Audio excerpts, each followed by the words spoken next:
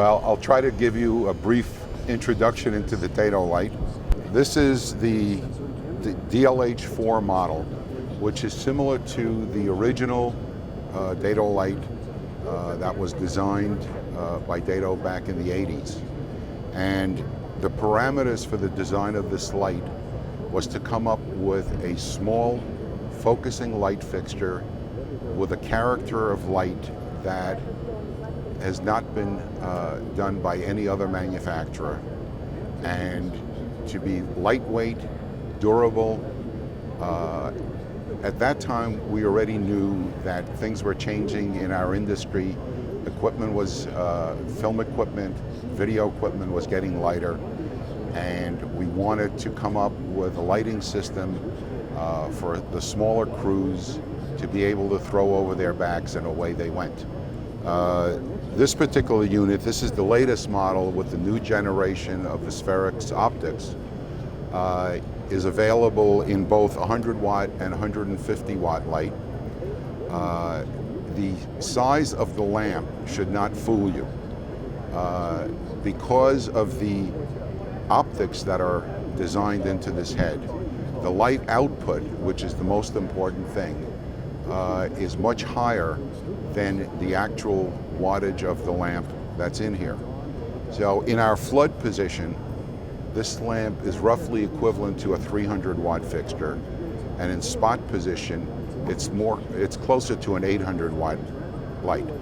And it is focusable with a 25-to-1 focusing range, which also allows you, with a zoom lens, to reach out if you're unable to get closer to the subject matter. As we all know, equipment gets bounced around on airlines, the back of cars and trucks. We have accidents, they fall down. And one of the things that's unique about the system is, I'm sure that somewhere along the way you have accidentally dropped the halogen light, and there goes the lamp. Well,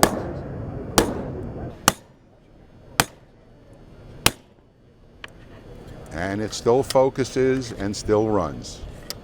And the worst that can happen, after roughly 800 hours of use, you're going to end up replacing a lamp that's approximately $10 US. I've got to ask you, how on earth has it been able to build a light that you can do that to? I mean, I have knocked over my redheads, the globes always go, I'm always worried I'm going to electrocute someone. That looks like it's so well sealed, you're not going to electrocute someone. And what's more, you just smashed that well and truly, much harder than anything I've ever done to a light. And my lights don't survive like that, the globes go. Well, you know, it's nice to have an extra hammer in your toolkit. And one of the beauties of it is that these fixtures are based on a low voltage lamp. And since the filaments are heavier in a low voltage lamp, they survive getting beat up much better than a line voltage bulb where your filament is very thin. So that, plus the design of the fixture itself, the optics, all contribute to the durability, the character of light, the focusing range. With various accessories and attachments, there are all kinds of different ways that you can power the fixture, both from AC or from a battery or from the cigarette lighter of a car. From the fixture, we then continued on. We all know we end up in situations where we're doing an interview in someone's office and it's so lovely with a blank white wall behind them, and we just have to liven it up a little bit to give it that three-dimensional look that we're trying to get. So we have come up with various projection attachments which attach to all of the Dedolights and enable you to put a pattern into the projection attachment and use that as a projector for a rear projection to give it a little depth.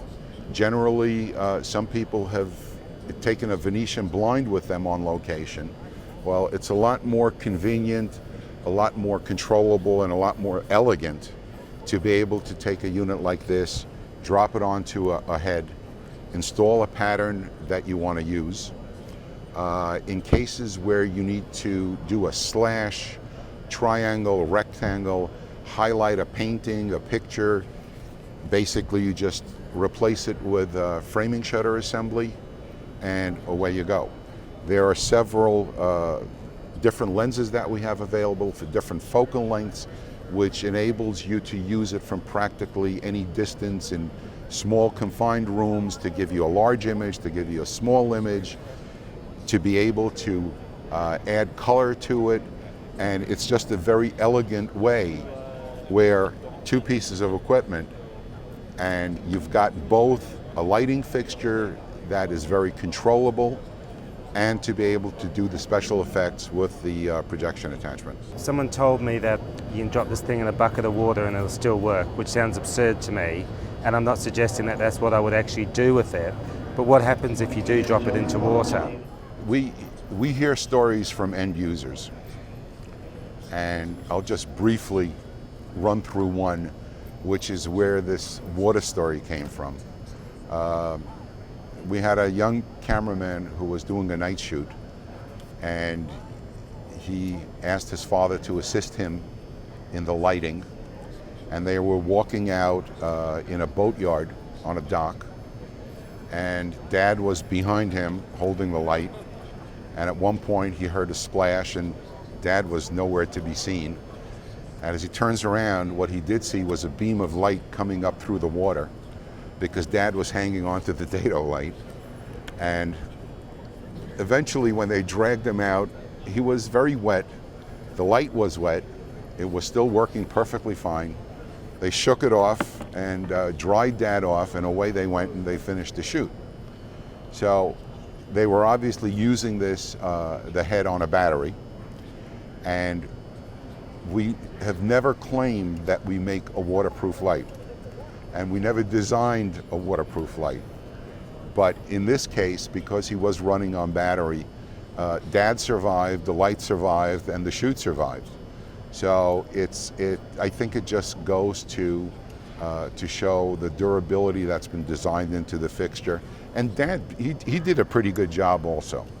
So don't try this on your own, and if you really want a waterproof light, think about a waterproof light.